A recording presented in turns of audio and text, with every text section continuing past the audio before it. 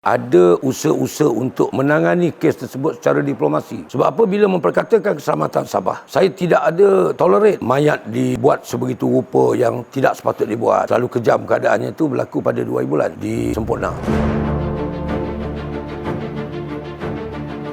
Pada 15 hari bulan tu saya masuk ikut dengan SBN Ketua Ayulik ACP Zulkifli. Tapi biasalah kita nak masuk ni bukan perkara lazim. Pegawai tinggi nak masuk, IGP sukar untuk membuat keputusan membenarkan. Tapi akhirnya saya meyakinkan dia yang saya akan masuk bukan sebagai orang yang akan berunding, tetapi sebagai orang yang melihat kawasan. Saya bersetuju supaya dikenalkan sebagai Sarjan Major Rashid. Jadi peranan saya dikecilkan daripada dikenalkan sebagai komander, saya dikenalkan sebagai Sarjan Major saja. Kerja saya bawa beras, bawa apa semualah. Saya buat pemerhatian dengan cara begitu. Bila masuk tu memanglah sana sentri bersenjata, sini sentri bersenjata, semua sempang ada sentri bersenjata, M60 dan sebagainya. Dan saya memang dah prepare bawa rokok sebenarnya 4 bungkus poket kanan, 4 bungkus poket kiri. Ada ketikanya rokok ni mungkin berguna untuk saya dan juga untuk apa juga muslihat kemudian. Jadi true enough bila sampai tu tengok ramai dia orang ni kan, lebih daripada 50 orang. Macam mana saya buat head count? Sebagai ketua saya tak boleh cakap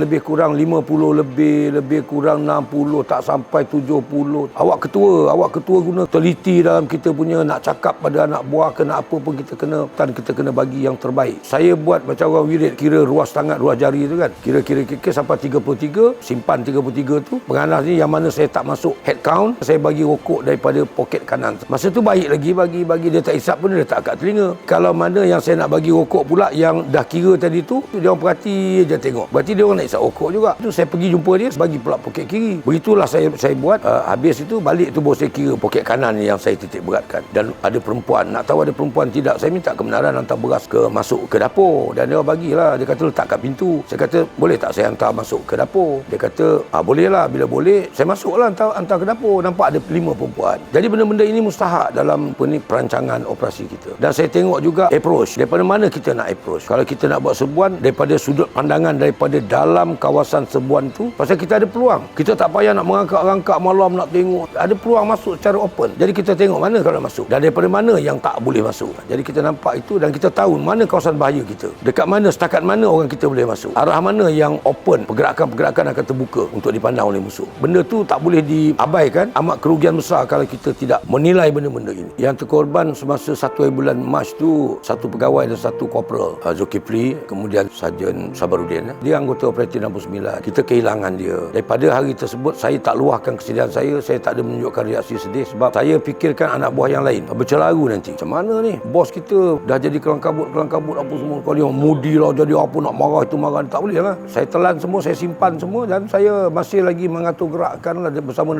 dengan Datuk Azizan. Kan itu kali pertama anggota saya cedera. Masa saya duduk bahagian operasi Hadi 8 pun ada yang cedera dalam operasi. Kena tunjuk kita tabah lah. Pasal apa? Pemimpin yang baik, dia akan dilihat ketabahan dia. Macam mana tenang dia menghadapi cabaran-cabaran yang ada. Kejadian yang kata mayat dibuat sebegitu rupa yang tidak sepatut dibuat. Terlalu kejam keadaannya itu berlaku pada 2 bulan di Semporna. Kita daripada 69 Komando tak sempat nak bagi bantuan pada masa itu. Sebab kita tengah fokus mengenai Tanwar. Jadi sementara nak sampai pasukan-pasukan bantuan dan sebagainya, kerana ada maklumat-maklumat penting daripada pihak cawangan khas. Sebenarnya dia hendakkan Balai Ibu Pejabat Polis Semporna. Jadi bila pertempuran di Semporna tu berlaku pada petang tu katanya, jadi benda tu terpaksa dibatalkan. Semasa saya menjadi komander taktikal dalam operasi tersebut, saya nampak tak ada campur tangan politik. Cuma ada usaha-usaha untuk menangani kes tersebut secara diplomasi. Kami diarahkan bersabar dulu, buat preparation, dia orang buat keputusan sama ada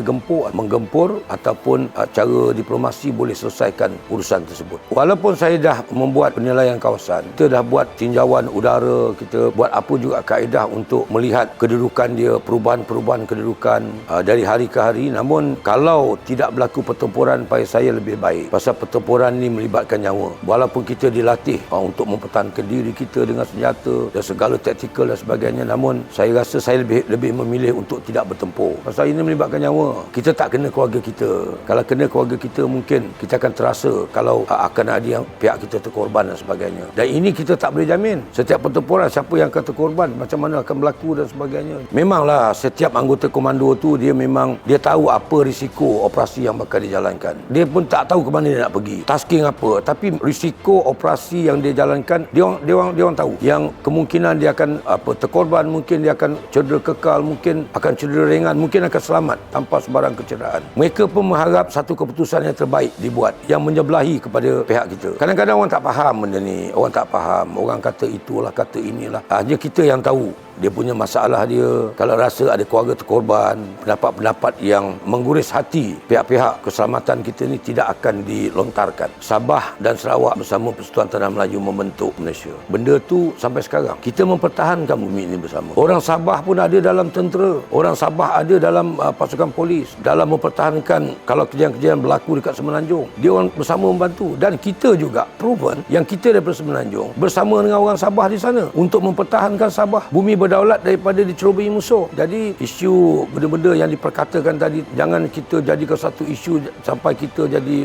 tak berapa sihat. Pada saya duduk Sabah. Saya dikatakan lebih Sabah dari Sabahan oleh academician Universiti Malaysia Sabah. Sebab apa? Bila memperkatakan keselamatan Sabah, saya tidak ada tolerate. Saya akan all out dalam apa juga tindakan, baik semasa saya komander Eskom, baik juga semasa saya Pesuruhjaya Sabah.